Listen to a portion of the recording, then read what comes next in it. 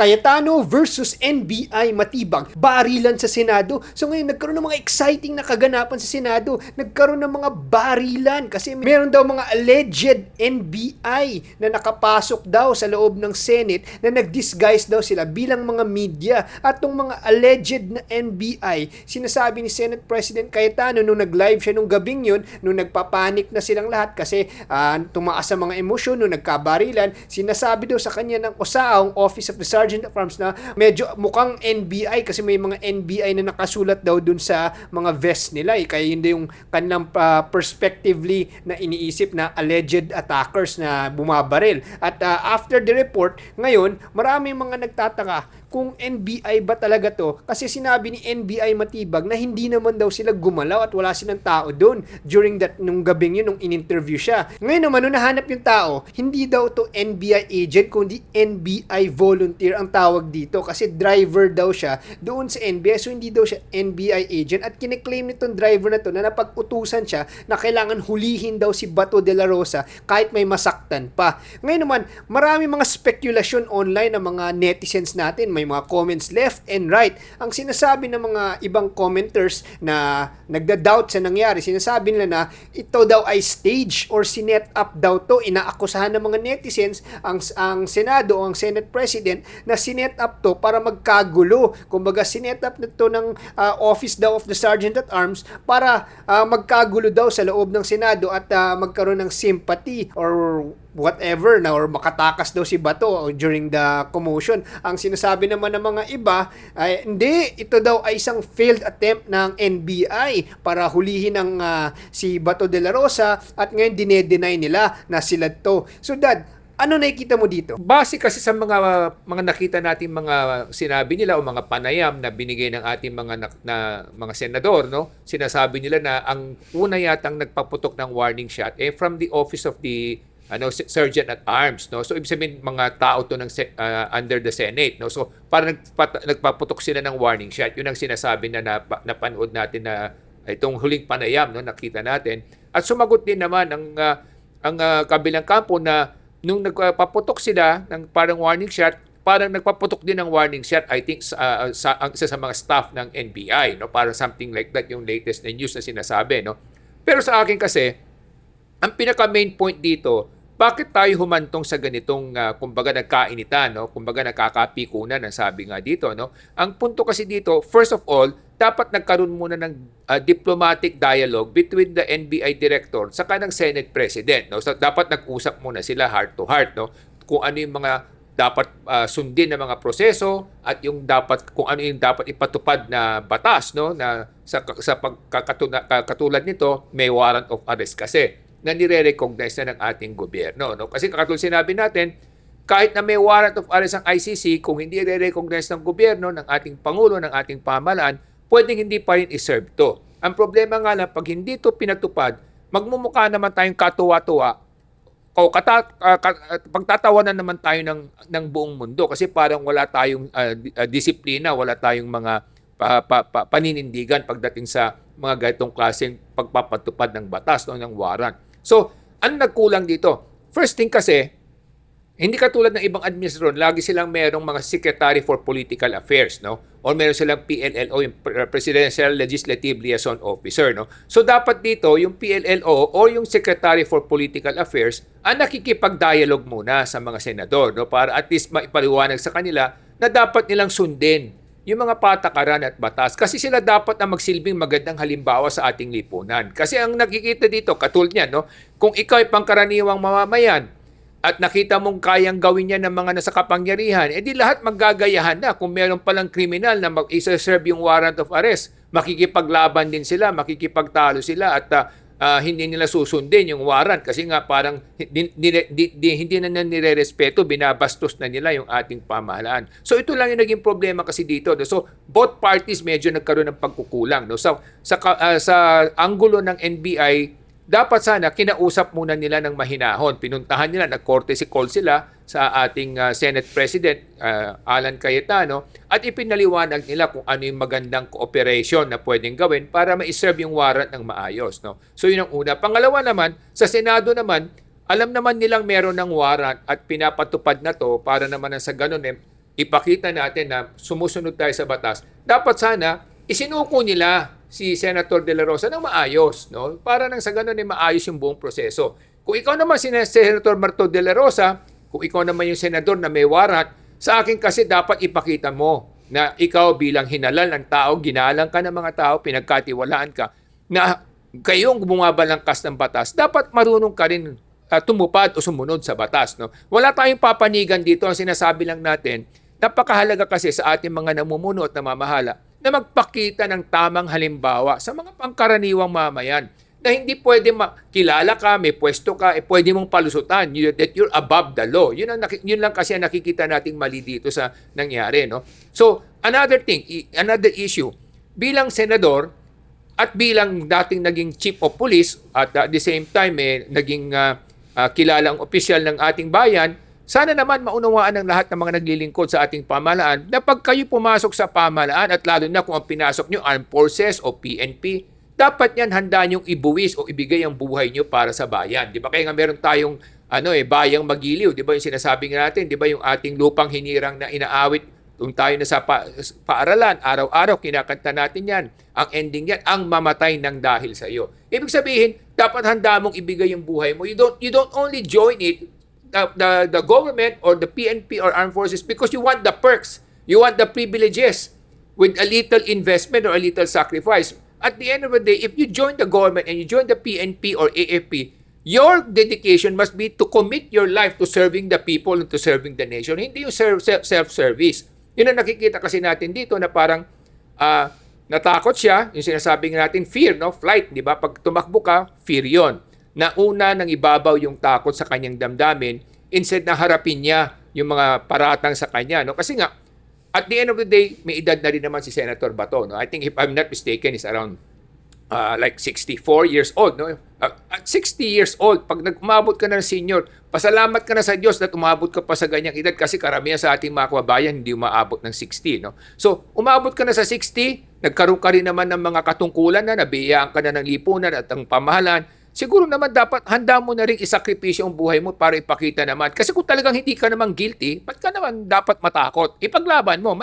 Meron nga lang sakripisyo kasi makukulong ka, no? Katulad ni former President Duterte, nakakulong ngayon.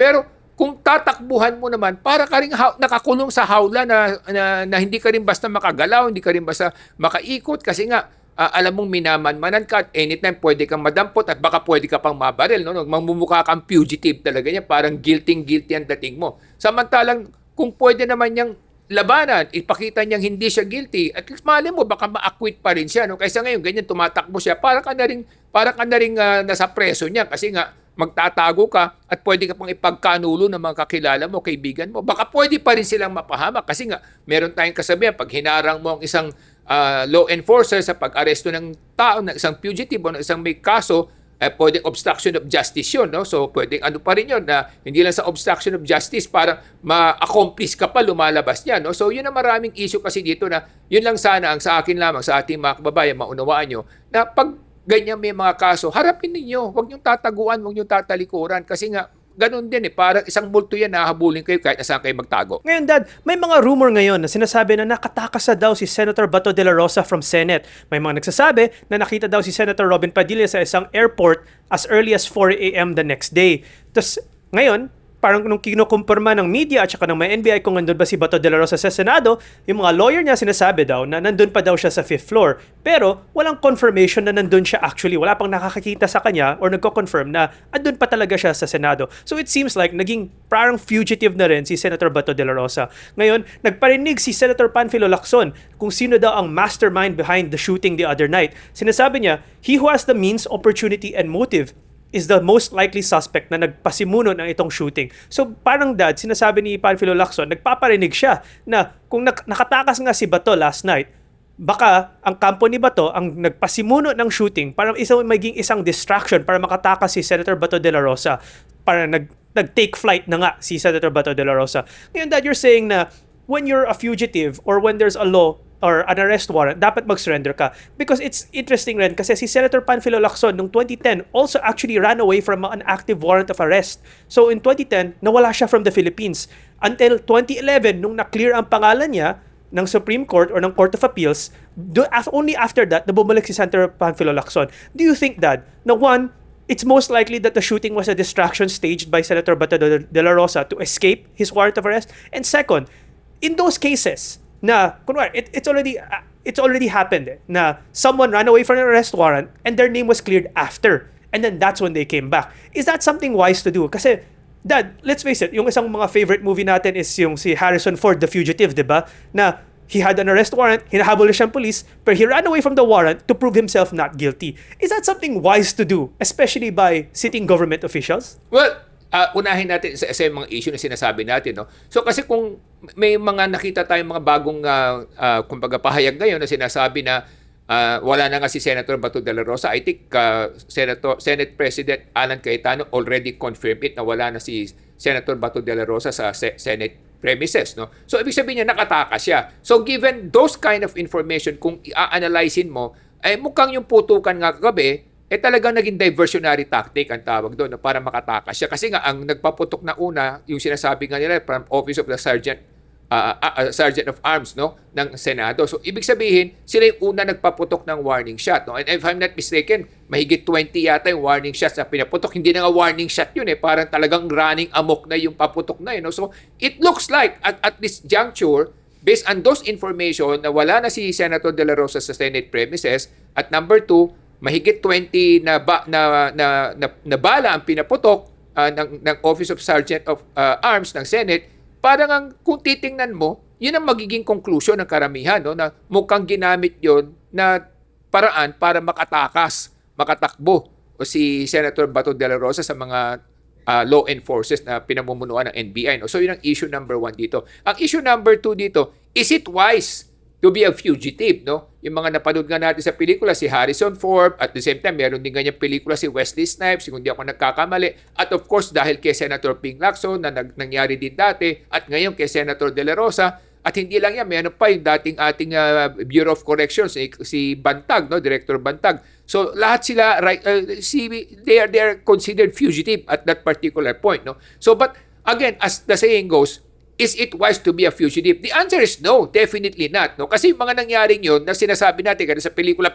yon, no, na it became his turning point na na-prove niya na hindi siya na guilty, no? Ganon din si Senator Lacson nung umalis siya, nakabalik siya nung panahon ni Pinoy na friendly yung naging treatment sa kanya, kaya napagbigyan, no? Kaya na reverse yung kaso. So na basura, no? So ganun din kay Senator De La Rosa ngayon, no? Kasi nga ang kanyang punto, pag dinala mo siya sa Dahig, sa Netherlands, mukhang mahihirapan siya doon kasi nga iba yung pagpapatupad nila ng hustisya doon. Mahirap pakiusapan, mahirap yung mga connection game, takutan, hindi na mahirap na ipatupad yun. Kaya nga medyo nangangamba rin siya na pag nakulong siya doon, talagang yung liberty niya mawawala, no? So ang question is it wise to run? The question is, if you run, flight means guilt also. Ibig sabihin, tumatakbo ka, tumatakas ka kasi nga parang natatakot ka na meron kang sense of guilt, di ba? So, yun ang problema kasi dito, yung perception tuloy negative. Even yung mga judges ngayon sa Dahig, pag titingnan nila yung kaso mo dahil tumatakbo ka, para sa tingin nila talagang guilty ka, no? Yun ang magiging perception.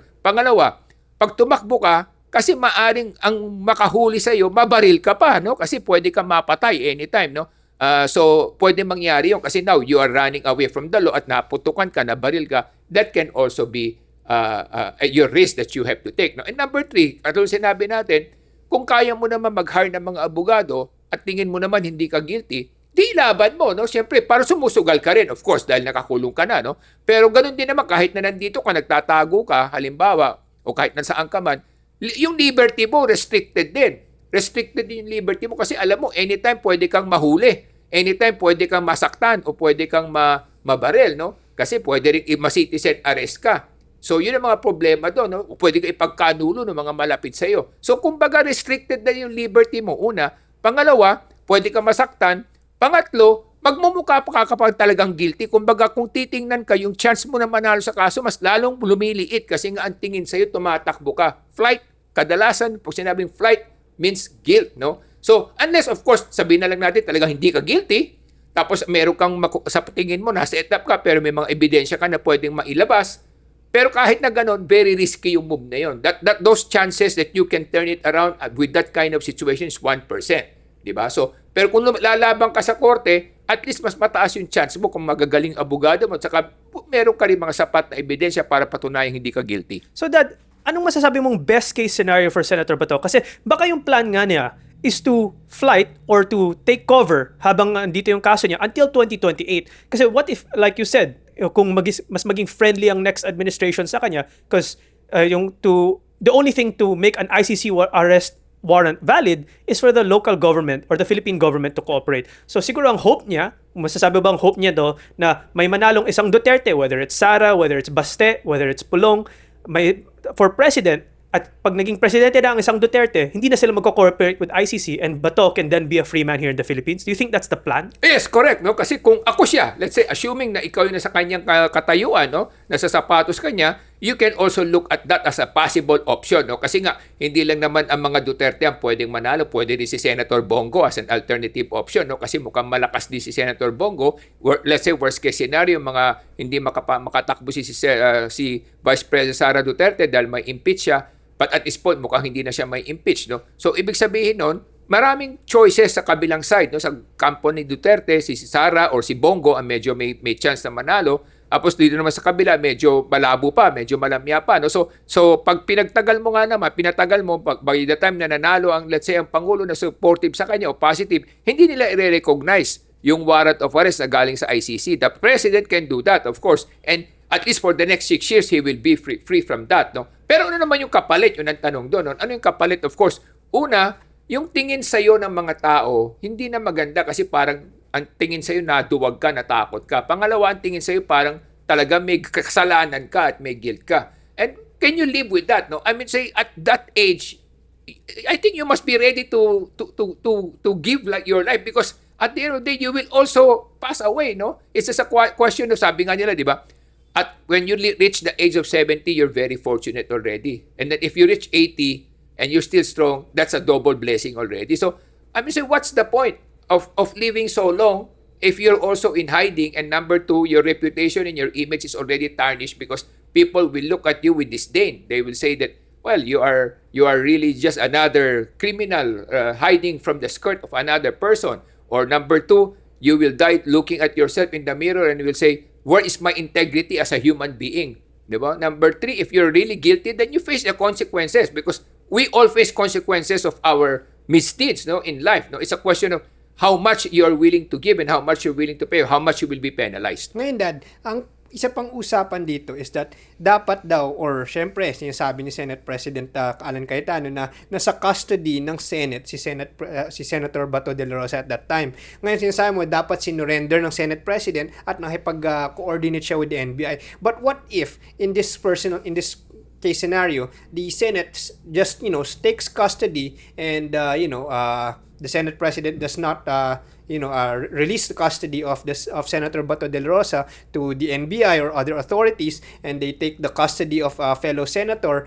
Is it possible that they can do that? Kasi diba there are 3 branches of government, legislative, executive, and judiciary. Do each one have a separation ba? Or may separation of powers at pinag-uusapan ba dito na hindi siya pwedeng ipilit na i-heavy-handed na lang ng Pangulo or ng executive na puwersahin niya para or will people think na parang medyo babalik tayo sa martial law pag ginawa yun? Anong tingin mo dun, Dad? Well, kasi number one, we have already a constitution. Under our 1987 constitution, yung parliamentary immunity, may limitasyon yon. Yung pinag-uusapan natin mga nakaraan, di ba?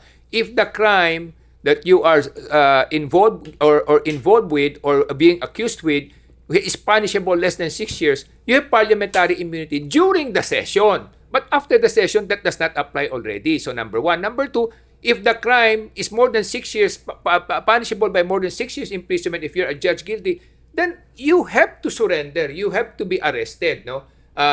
In that particular case kasi, that's the law. The senators know that. No? The only question is, challenge nila whether the ICC warrant of arrest is valid and binding because it's issued by an international organization, not by a local court. So yun ang kanilang issue. But again, there's a Republic Act, if I'm not mistaken, 9851, na sinasabi nga na pag may mga ganong warrants issued by an international court or a foreign court that is kumbaga with respect to crimes against humanity, the government may, yun ang word kasi, may recognize it, no? So kaya nga yung judgment dito is based on the executive branch. No, if the executive branch of government recognizes it, then therefore it's a valid warrant already. No? So in this, kaya yung sinasabi niya kanina na pag nagbago ng presidente, pwedeng hindi i-recognize yun. Correct. Pwedeng hindi i-recognize yun during the term of that president. But that warrant will still be there. No? It will still be there. It will still be existing. And after that president, that warrant can still be served if the incoming president will recognize it. No? That's one issue. Second, but during that time, tinatry na si former President Duterte sa The Hague, no? Yung kanyang ginawa, alimbawa na pagtakbo at pagtakas, siyempre mas lalong mapipin down din yung presidente kasi ibig sabihin talagang, umiiwas kayo sa mga ganitong kaso, no? So pag napin down si former president, halimbawa na adjudge guilty siya for crimes against humanity, automatically pati si Senator Bato kasama doon kasi nga isa yung kaso, yung pangalan nila nasa isang case hindi naman magkahiwalay na sinampahan sila So pag na-adjudge guilty siya at siya ay accused as a co-conspirator or principal also, then therefore pag na-adjudge siya, yung wanted na warrant na yon, it will be forever, no? Hindi na niya mailalaban yon kasi nagtago na siya So yun ang mga issues lang dito. So may mga commenters na nagtatanong na nagsasabi kung NBI ang gumawa ng pagpapaputok sa Senate building, isa ba itong pambabastos sa Senado?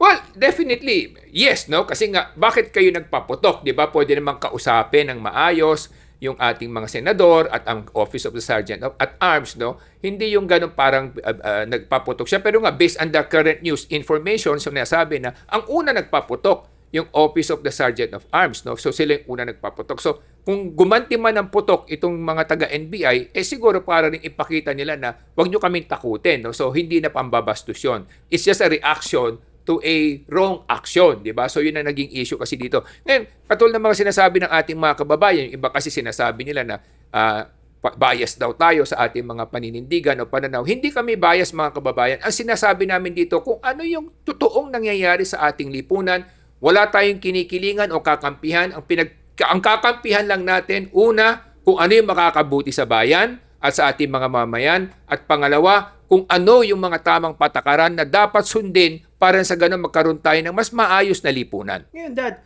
with regard to the ICC, kasi, like you said, connected nga si Bato de la Rosa kay former President Duterte as part of a co-conspirator or co-perpetrator. Pero what's interesting here, Dad, is si Bato de la Rosa is the first of the co-perpetrators that was given an arrest warrant. Pero among the other co-perpetrators na list ng ICC, nag-publish pa nga sila ng names, na si Senator Bongo is also part of the co-perpetrators along with DOJ Secretary or former DOJ Secretary Vitaliano Aguirre plus sila Oscar Albayalde, former PNP chief, and a list of other names. So, are we expecting that na maraming mga ibang warrant of arrest will go out for these other people? So, si Senator Bongo rin ba? Most likely ma-arrest at mapupunta sa Hague? Will he also have to be a fugitive? Will Cayetano also protect him like he protected Bato de la Rosa? Isa-isayin natin mga issue, no? Katulad sinabi mo, marami nga kasi sila na nakasama doon sa kaso. Pero bakit parang kay Senator Bato pa lang ang na-issue? It's possible na kasi siguro inaaral muna nila kung talagang substantive yung mga evidences laban doon sa ibang akusado. Kasi doon sa dalawang akusado na may warrant na, si former President Duterte at si Senator Bato de la Rosa, maybe they saw the documents and they find the documents valid, no, or sufficient for them to issue the warrant of arrest. Baka doon sa iba, hindi pa nila talaga mabuo yung sufficient evidence to include them to be issued a warrant of arrest. So yun ang issue number 1 dito. Ang issue number 2 dito, ang sinasabi mo nga is, paano? Baka mamaya ma-issuehan sila din, no, ng warrant of arrest. At pangatlo, sila ba'y proprotektahan ng Senado? Katulad sinasabi natin, meron kasing boundaries di ba? Kahit na sinasabi natin meron 3 separate branches of government. But we have a general law, no, na sinasabi natin, meron tayong konstitusyon na yun ang ginagamit din batayan. Aside from that, meron tayong mga criminal law and republic acts na dapat natin sinusunod, di ba? So in this particular case kasi, hindi naman pambabasto sa mga law enforcers na i-enforce nila yung warrant of arrest sa isang senador. Ang nakikita ko lang dito, nagkaroon lang ng parang failure of diplomatic dialogue, no? Kasi dapat yan, nagbigay muna ng courtesy call sa ating Senate President, ang NBI head, para sa ganun kausapin niya na maayos. So in this particular case, at that time, si Senator Cayetano na. Mag-usap sila na maayos, ipaliwanag lamang kung bakit kinakailangan ma-serve yung warrant kasi nga nirecognize ng Philippine government. At kung hindi niya pagbibigyan, siyempre mapoforce sila na ipatupad yung batas. Ganun dapat, na nagkaroon muna ng face-to-face dialogue, no? Para sa ganun, naiwasan sana itong mga ganitong Kung classic. nag-breakdown, ayaw talaga. Kung ayaw talaga, then of course, the NBI has to do its mandate, no? Na talagang they have to serve the warrant, no? And really take custody of the accused, no? Ganun dapat ang nangyari. Pero katulad ng nangyayari kasi sa atin, kumbaga yung ating mindset kasi ng ating mga nasa kapangyarihan is exempt sila, no? Parang exempted sila sa mga particular na mga ganitong procedures, no? Pero in reality, ito nga yung sinasabi natin, dapat kung ikaw isang namumuno at namamahala, handa ka magpakita ng magandang halimbawa, di ba? Kasi nga, kaya nga kayo naluklok, kayo nakikinabang sa pamahalaan, kayo nakikinabang sa mga buwis ng ating mga kababayan, dapat naman magpakita tayo ng magandang halimbawa. Kasi kasama na yon. Kumbaga, sabi nga nila if there are perks and incentives, there are also sacrifices and penalties that you have to face if you cross the wrong line. Ganun naman yun, parang basketball, di ba? Pagka tumawid ka o nakasiko ka ng mali, pwede kang masuspend, di ba?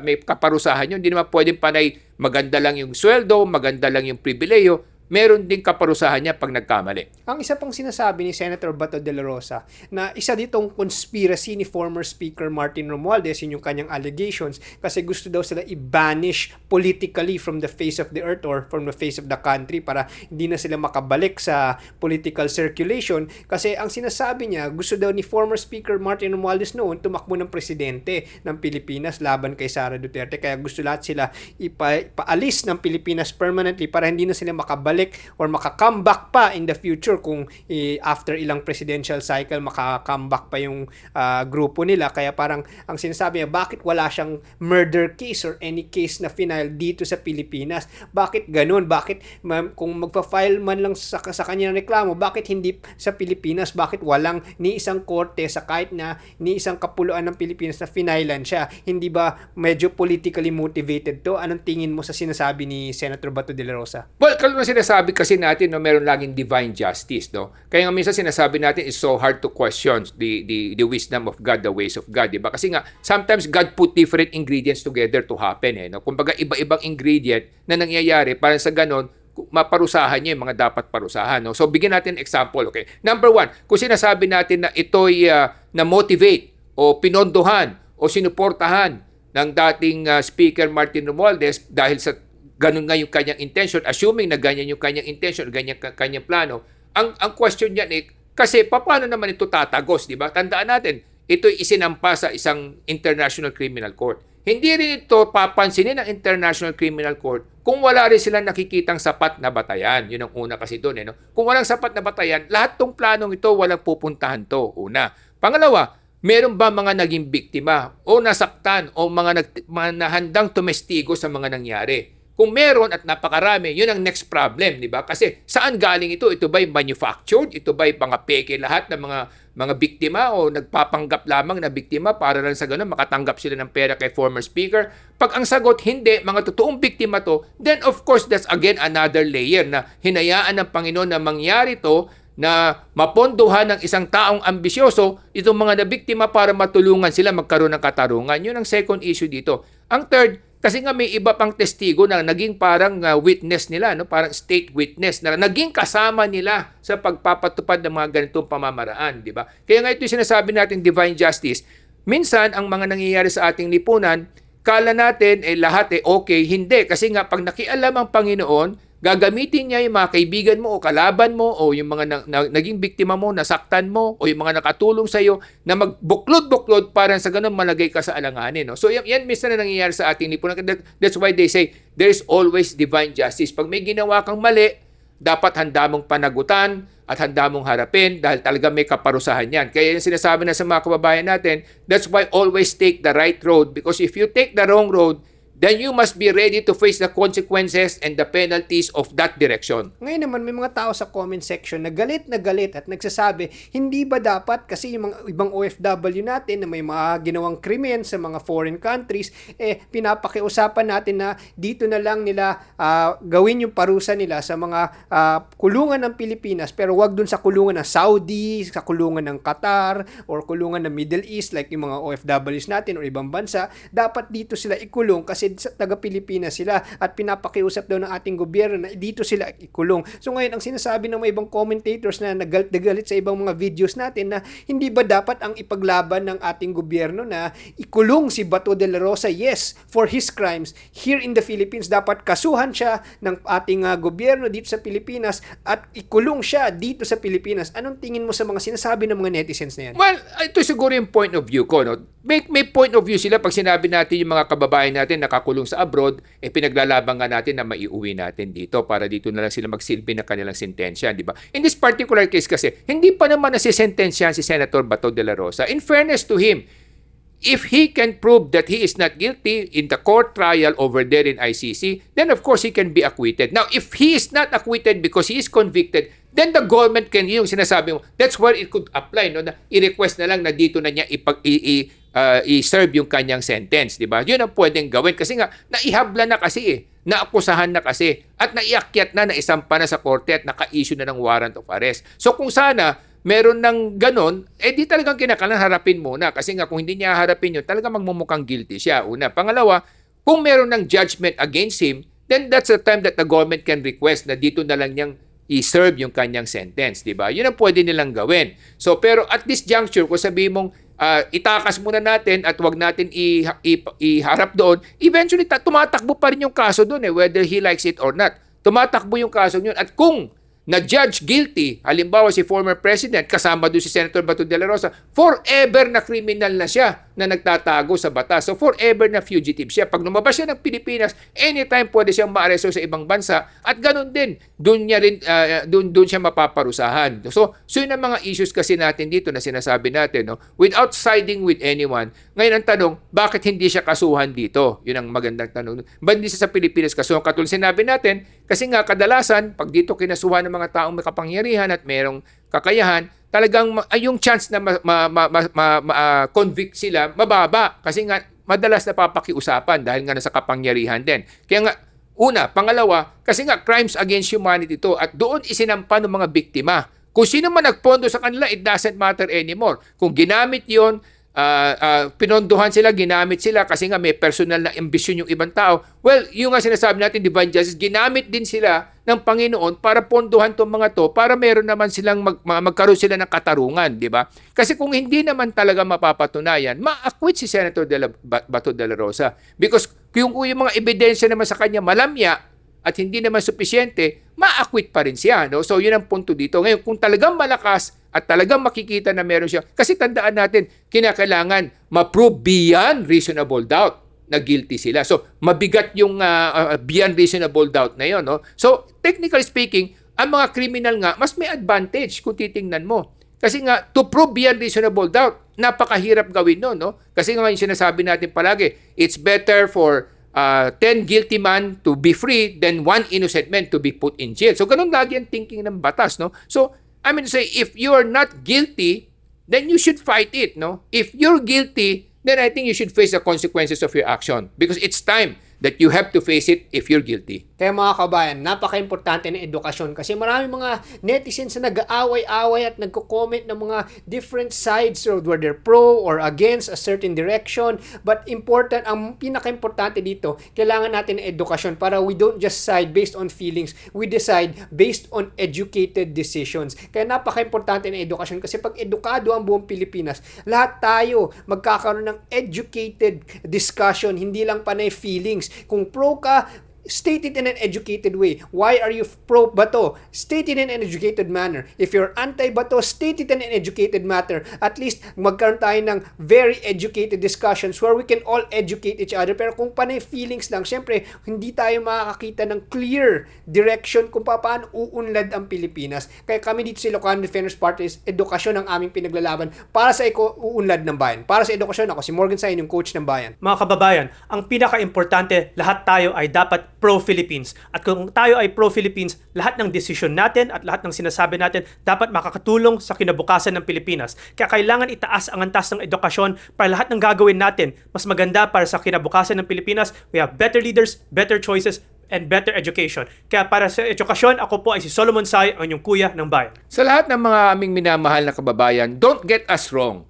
We respect, we admire Senator Bato de la Rosa for his service to our country. But when it comes to legal procedures, judicial procedures, we must also learn how to respect it, or else nobody will respect the law, nobody will respect the rule of law. So, ang sinasabi natin mga kababayan, ang aming isinusulong sa Ilocano Defenders Party List, una, magkaroon tayo ng mga mamumuno at mamamahala na magiging magandang halimbawa sa bawat mamamayan. Pangalawa, magkaroon tayo ng pamahalaan na tutulungan at susuportahan ng bawat mamamayan na magkaroon ng tamang kaalaman para sila magkaroon ng mas mataas na kabuhayan at mas maayos na kinabukasan. Pangatlo, magkaroon tayo ng isang pamahalaan na hindi magiging balagid at pabigat sa ating mga kababayan. Ako po si Michael Sain, yung dad ng bayan.